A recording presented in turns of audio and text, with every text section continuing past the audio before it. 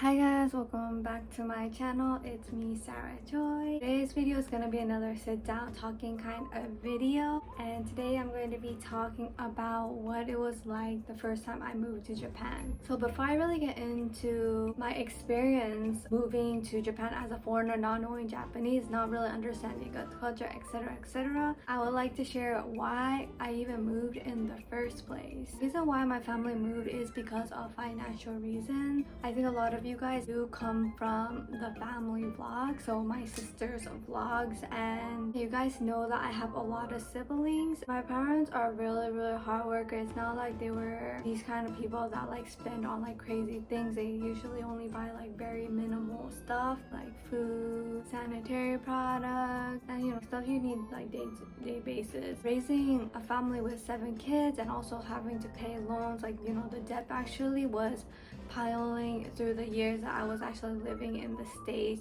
to the point that we were actually about to get kicked out of our house. I know that itself is actually a really crazy story, and the crazy part is my parents actually never told me about this. I only found out actually years later after moving to Japan. So I think I actually found out when I was like in the end of middle school, so probably I found out 3 years later after I moved to Japan. I think they didn't tell me because they didn't want me to worry. They wanted me to just live life without having any concern. The reason why we moved to Japan is because my mother's side of the family, they offered us a place to stay here because they knew that we were going to get kicked out of our house and we were probably going to be homeless, like, and me and my siblings, we probably had to quit school and start working to help out the house. We were very lucky that there were people that let us in, and it just so happened to be Japan. That's why we moved to Japan. So yeah, a really rocky start for us when we moved to Japan. We moved to Japan, and basically my family, we were trying to start fresh. We were trying to start from the bottom, and like stuff like that. I was only like 5th grade, so I didn't really understand the situation 100%. Around this time, my grandmother actually, she got severely sick. She actually became sort of like a vegetable, and she couldn't really speak anymore. We weren't really sure if she recognized us anymore. And what my parents told me, it was because we had to go to Japan to take care of my grandmother. But I guess that was sort of true, but I think like the ultimate reason was because of financial issues. So yeah, I moved to Japan on 2018, December 10th. I was only 5th grade at this time. Like, I was really upset that I had to say goodbye to all of my friends. The day before we moved, we actually had like a home party and all my friends were invited. At that time, actually, it didn't really sink in. I didn't even like cry. It almost felt like we were gonna meet again tomorrow. I don't even think I even like said like thank you to my friend. It was just like bye, like see you again. Which I sort of regret because they were my friends. They were like, we were really close and stuff. We had a lot of memories. I think I cried the most in the airport. So when I was at the airport, that's when everything sank in. I was like, shoot, like I'm really not coming back, like this is really happening. And I was like crying, and we were like making our last phone calls. We were like saying our goodbyes, and yeah, it was just like really tears. Everyone looked really ugly, runny noses and puffy eyes and stuff like that. And then yeah, we moved to Japan. I think the first couple of weeks, since my parents had to get like the paperwork done, I basically didn't really, it was sort of like vacation. Like I didn't have to go to school, I didn't have homework, I was just like living my life. And then it was time for me to go to school. So like the only Japanese I knew at this time was oji-chan, so grandpa, oba-chan, grandma, okasan and otosan, so mother and father. And I don't know why I knew this, but I know how to say chotto matte, which means just wait. And I knew like basic greetings as well, but like yeah, I really wasn't able to communicate with, of course, with that much Japanese. My parents actually gave me some lines to say to introduce myself in front of the whole school. So there was actually like an assembly, and then they were going to introduce us in the assembly. Basically it was, 私の名前はサラチョイです。アメリカから来ました。よろしくお願いします。Like that. So basically it means my name is Sarah Choi. I came from America. Nice to meet you. And my little brother, so me, Brian, and Benji, we probably, I think like the day before we were going on the first day of school, we had to remember this. So then my parents were like making sure that we remember our lines and stuff like that. And yeah, the day came, we all said it fine, no problem. I was actually very lucky because elementary school, it was actually the only elementary school in the city I lived that actually had a JSL class, so a class for foreign students to teach them Japanese basically. It also had the biggest JSL class in Japan. It's not like my parents intended to put me into school, it was just like we just happened to live very close to this elementary school. At the time that we moved to Japan, it was like the time where there wasn't a lot of foreigners. It was actually very rare to see foreigners, which is why like whenever we would walk around the streets, people would like give us like stares, like they would like just look at us. Like sometimes we would go on the trains and literally the whole train like people would be looking at us, because I think it's like even more strangers like, because we look very Japanese. We're of course not speaking Japanese, we're like speaking like English, so yeah, it just looks very, very strange to other people, and like people are also very curious, so like they're just like looking at us, and like at first it was like really uncomfortable, and like we thought it was really rude. They're not like even like side-eyeing us or anything, like they're like looking straight at us, like they're not even trying to hide it. So that was very, very uncomfortable. School life as well, like, you know, it's very strange to see like a foreigner, and it's even more strange to like meet this Japanese, like I am Japanese, to meet this Japanese girl but she doesn't know any Japanese. It was very, very rare. I only attended my elementary school for 1 year because the state school starts from September, but in Japan school starts from April.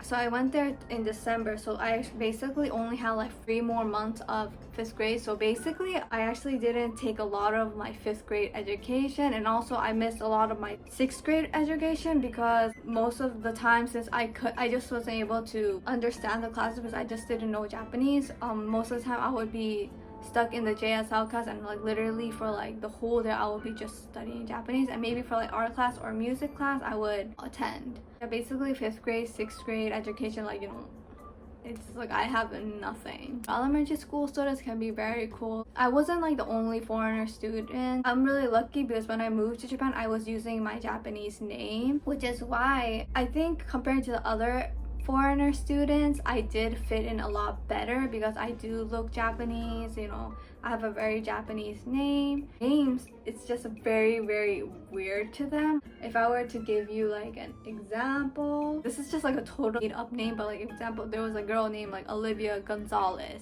If you made that into Japanese it would be Olivia Gonzalez.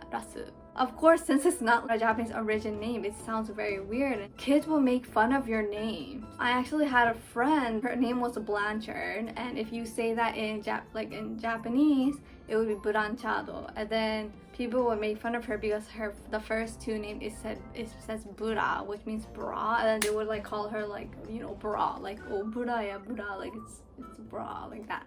And I felt really bad for her. Mostly like the kids that looked very foreigner, they were usually left out. They were actually very alienated. I actually had my share of bullies as well. There was actually this guy, I don't know why, but he like hated my guts, and literally like in like gym class he would like on purposely try to like hit the ball on my head. And yeah, like I didn't know what to do because I didn't have like any friends and stuff. And there was also like another girl, she was like the only girl that knew English. She was like the only person that I could really like communicate to. She was like such a bully. I don't know why, she just like bullied me sometimes. And like there was actually this one time she would like wash her hands, and then she was like, oh Sarah, like give me a hug. And when she hugged me, she was actually like drying her hands on the back of my t-shirt. But I didn't know what to say. Like I wish I could have like stood up for myself, and she would have known that like, you know, I'm not someone to mess up with. But like I was just like such a pushover that I didn't know what to say. Like I've never like experienced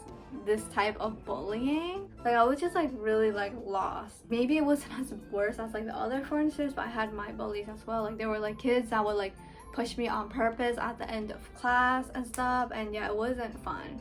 But luckily I think in 6th grade there were actually like these couple of nice girls, and I was able to be friends with them, and they sort of like accepted me into their group. And that's when I think most of my bullying disappeared, and I was starting to like really fit into my classmates. And if I were to like give like some culture shocks, this actually still shocks me till this day, but like I don't know why Japanese people do this, but they expect the foreigner to know like every little detail about their countries, and whenever they talk to you, that's all they talk to you about. Like you're like, for them, you're like only like this, like since I'm like American, like I'm only this American girl, and that's like the only topics that they would talk to me about. And that this continued a very long time. Like it's starting to, it's not as much recently because people are starting to look at me not as this American girl but also this Japanese girl as well, which is why it's not as bad. But like, yeah, definitely during like till like high school, people continued to do so. Like people only wanted to talk to me about like American related topics, or and also Korean as well, so like Korean related topics. So yeah, that felt really weird because like, you know, I'm not just like a Korean American girl. Of course there's like other things I have other interests and stuff. So yeah, that felt really weird. And like sometimes they would like tell me like, oh, do you know this band, they're this. If it was like recent bands, or like, you know, of course like bands or like singers like in my generation, of course I would know. But like they would be asking me if I know like a band or like a singer from like times that I wasn't even born, and like it was just like, it was like rock metal, and I don't know anything about rock metal, so I'm just like, and they were like, when I tell them that I don't know, they will literally like look at me like I'm like nuts, like, oh my gosh, how uncultured is this girl? So I was just like, sorry, like I'm sorry, I don't know, like what can I do? Like, you know, if you don't know, you don't know. So yeah, that I had a lot of troubles with that because I am American, but it's like confusing because my parents were Korean and I also live with my Korean relatives, and like we weren't that like very cultured people. Like we didn't like hear like pop music, or like, no, we weren't like very trendy people, and my parents like didn't really talk about that. Naturally, I just didn't know about these kind of things. So yeah. And another culture shock I had was when I found out the students had to clean like the school. I think like in America there's like janitors that clean the classroom, the bathroom, and like the hallways and stuff, but in Japan it's actually the students that does all the cleaning. When I found that out, I was like, oh my gosh, like I thought my school was actually a little poor. I was like, wow, they can't even afford like a janitor, like oh my god, they're forcing us to do free labor. Like I was just like, oh my gosh, like I can't believe I'm forced to do this. But you know, I have no friends, so I just like, I think I cleaned more than like the other students because I just had no friends. I didn't have anyone to talk to, so just like, you know, I might as well just like make this classroom beautiful. But then later on I found out that it was sort of like a discipline thing to teach students a sense of responsibilities and to like clean after themselves. When I found that out, I was like, wow, that's such a great idea. Like, you know, that's amazing. And I think another culture shock is that definitely I was really bothered by the fact that, you know, we're not allowed to wear makeup at school, we're not to dye our hair in school and stuff like that. Like I thought it was so weird. Like I don't know what's wrong with dyeing your hair. Like, I don't know why in Japan, like if you dye your hair, you're sort of like thought as a rebellious. It was actually a girl that actually pierced her ears, and she was putting like clear piercing so like the teachers won't notice, and literally everyone was like making such a big deal about it. Like, oh my gosh, that girl went out of control, like, you know, she's so bad.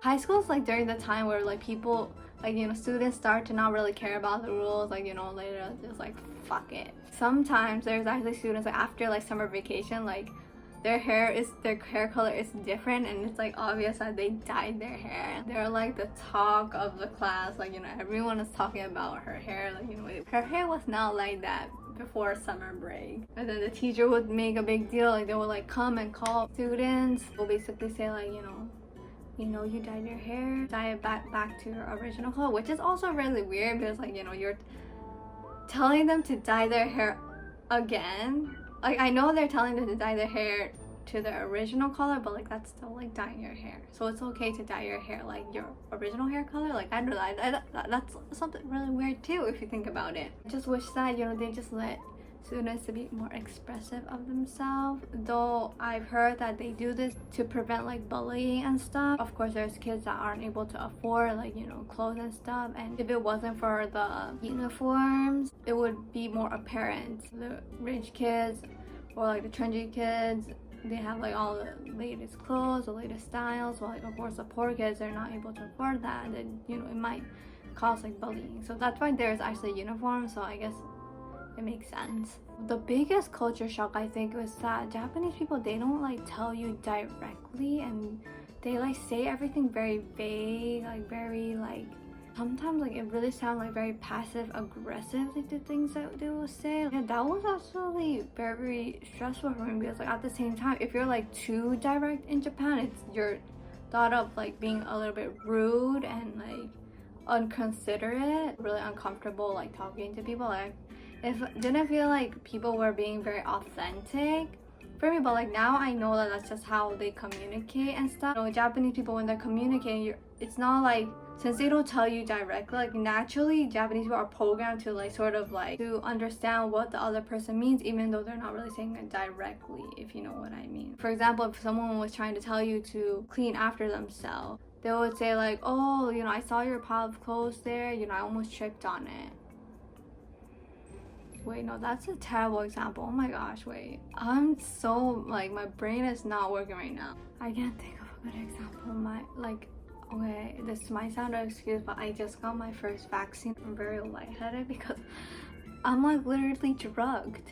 Please forgive me. It was very, very stressful. Like, it took me like years to get used to living in Japan, especially the fact that like, it's not like I wanted to move here. Like, I came here not under my own will. It's only recent that I actually started to like Japan. I know it took me freaking over 10 years. Yeah, I just really did enjoy like middle school life, high school life, and oh my god, this is so sad. It's a little bit different from like culture shock and stuff, but like, you know, it's really hard because my parents are very, very religious, and I was actually very, very religious till like I think in the middle of university. And it's really hard because in Japan, like, not a lot of people understand religion, and it's not like something that is openly spoken about. I actually had a really hard time really accepting my religion, and literally there wasn't a single person in my class or a single person that I've met through my whole like student life that could relate to this. And yeah, it was just really hard for me to relate to people because I just had like a very rare upbringing to like people in Japan. I did stand out. I was very different with everyone, which is why it was hard to like make friends and stuff like that. Never once I thought it was easy. I know that it was for our own sake, because even if we lived in the States, I would assume that we would have a hard life in America too. It's just like it was like a different situation. I'm very grateful that my grandparents took us in, because I think that I would have like very different opportunities in life. I don't think I would have been able to go to university. I really don't know what my future would have been if I lived in the States.